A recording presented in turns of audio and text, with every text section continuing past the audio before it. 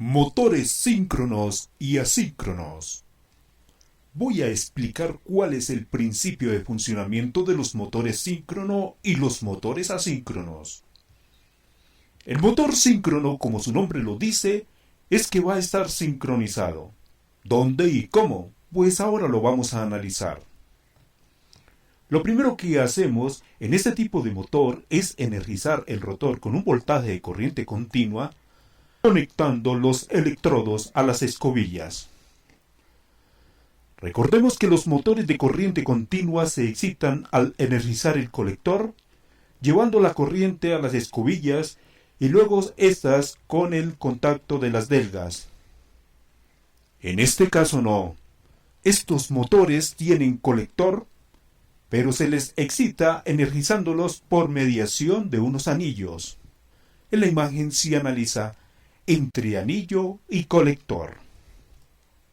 Entonces, energizamos con corriente continua el rotor por medio de unas escobillas, delgas, aplicadas en los anillos.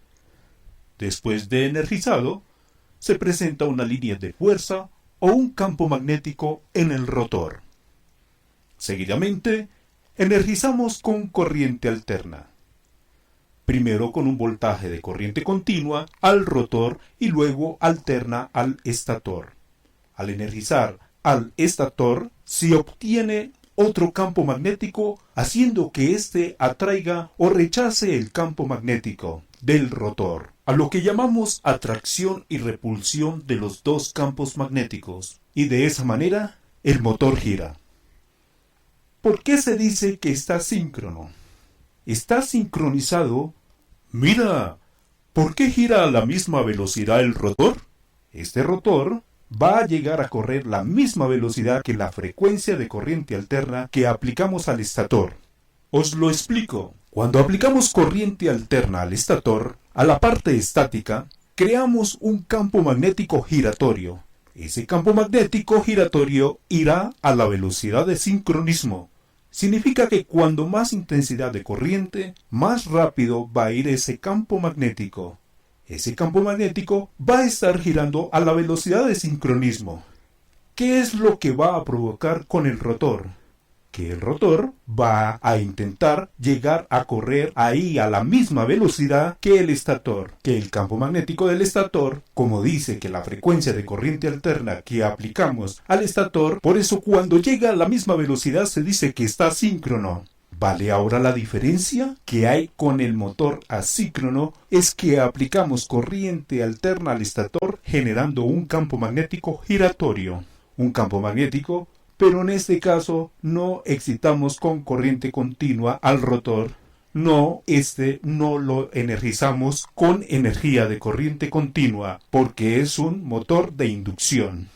Este motor, cuando el estator crea un campo magnético, ese campo magnético induce eléctricamente al rotor. La interacción entre el campo magnético que se ha creado en el rotor porque ha sido inducido por el estator, por el campo magnético del estator, se crea ahí esos campos magnéticos que genera el par motor, que empieza a hacer que ese rotor gire a la velocidad que le está excitando el campo magnético del estator. ¿Por qué se dice que es asíncrono? Asíncrono te está diciendo que nunca va a estar sincronizado el rotor. Va a intentar ir a la misma velocidad que la velocidad de sincronismo del estator, pero nunca va a llegar, no va a poder. Este motor está preparado para que nunca llegue a la misma velocidad del campo magnético que se ha generado en el estator, porque es un motor asíncrono. Es un motor que no va a la misma velocidad entre el estator y el rotor.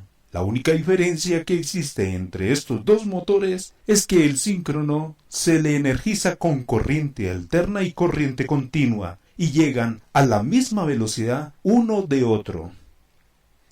El asíncrono solamente se energiza el estator y ese campo magnético que se genera induce al rotor. Y es el rotor que genera ese campo magnético inducido por la energía que le hemos aplicado al estator. Pero nunca llegará a tener la misma velocidad de sincronismo, por eso se llama asíncrono.